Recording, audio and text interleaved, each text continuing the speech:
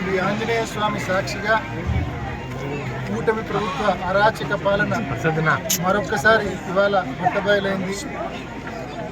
బ్రహ్మంగారిమఠం మండలము గోడపాడు గ్రామంలో ఇవాళ ఎంతో అద్భుతంగా ఎంతో చరిత్ర కలిగినటువంటి ఆంజనేయ స్వామి గుడికి సంబంధించిన కార్యక్రమాలు హనుమాన్ జయంతి రోజు మొదలుపెట్టి 12వ తారీఖు మొదలుపెట్టి ఇవాళ చివరి రోజు వరకు కూడా ఎంతో అట్టహాసంగా చేయాలని చెప్పి ఈ గ్రామస్తులంతా కూడా భావించారు. కానీ దురదృష్టవశాత్తు ఈ కూటమి ప్రభుత్వము పోలీసులను ముందు పెట్టి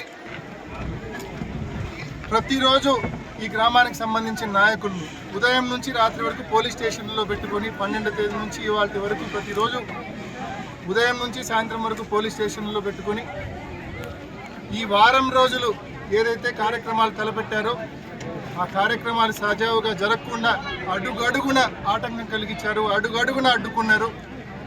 నిజంగా దురదృష్టకరము. మా కార్యకర్తల మీద గడిచిన 2 ఏళ్లుగా మీరు కక్ష సాధిస్తూ ఉన్నారు. ఇవాళ ఒక మెట్టు ఎక్కి సాక్షాత్తు ఆంజనేయ స్వామి మీద కూడా మీరు కక్ష సాధిస్తూ ఉన్నారు. నిజంగా మమ్మల్ని అంటే భవిష్యత్తులో మేము ఊరుకోవచ్చేమో కానీ సాక్షాత్తు దేవునితోనే పెట్టుకున్నారు మీరు.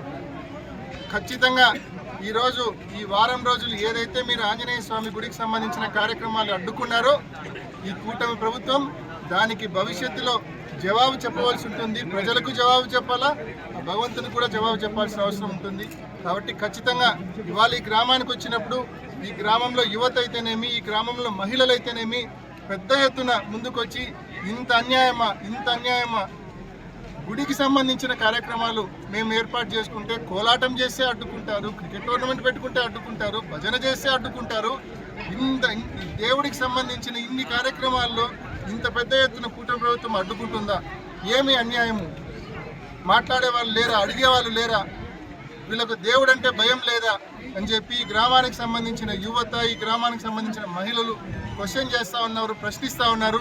ఇట్లే చూస్తూ ఊరుకుంటే కన్నా భవిష్యత్తులో పెళ్లిళ్ళు చేసుకోవాలనుకున్నా కూడా ఈ కూటమి ప్రభుత్వము, ఈ పోలీసుల పర్మిషన్ కావాల్సి వస్తుందేమో అని చెప్పి అందరూ కూడా ఆందోళన పడుతూ ఉన్నారు.